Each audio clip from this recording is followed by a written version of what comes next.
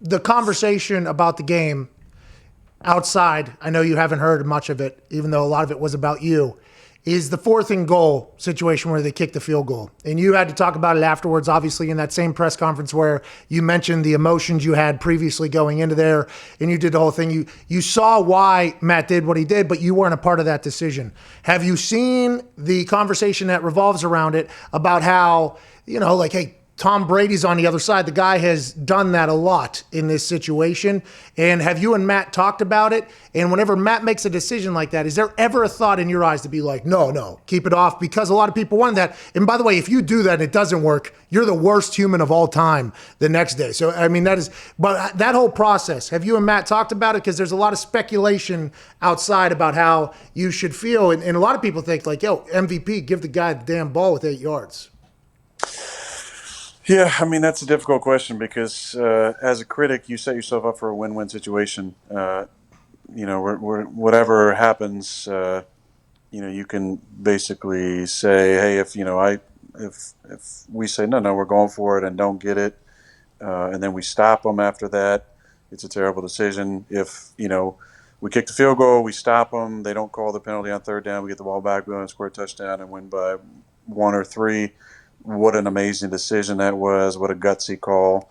If we, hit the touchdown and get the 2-point conversion, it's the what if game is so easily set up again for critics to write the slant whatever they want to write.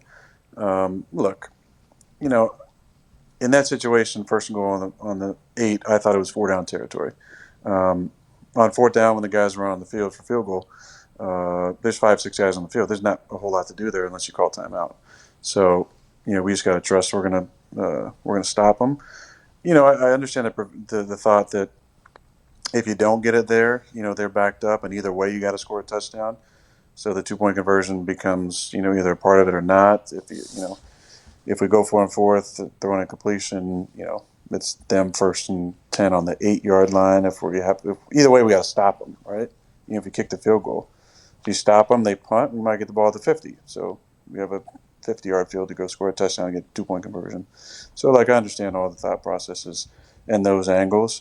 As far as what I wanted, it didn't really matter at that point because I saw these guys run on the field, and unless I wanted to call timeout, I think. Hey, that would have been awesome. Aaron, that would have been awesome. You turn up. No.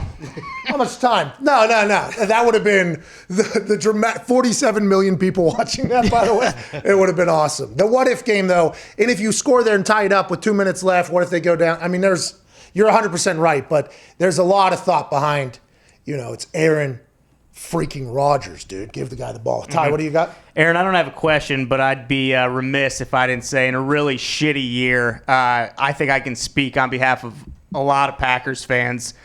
Thank you for giving us something to look forward to, not only with coming on this show every week, but watching you play every Sunday. I mean, it was it didn't end how we wanted to, but I'll look back on this season very fondly for the rest of my life. So appreciate it. Yeah, boy. Woo!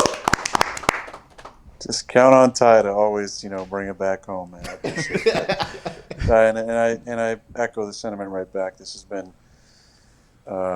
with all due respect to he can say anything. My weekly media responsibilities, this has been the best media stuff I get to do every week, and I just really look forward to the conversations, and it's really meant a lot to me. Pat, you and the boys, Age, puffing on your cigar. I think it's been fun to see.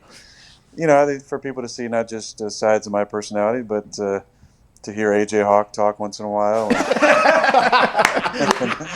And Pat, you and the boys do such a great job. And I meant what I said a long time ago about you guys being such a powerhouse in the sports media environment, and I'm just really happy to be associated with you guys.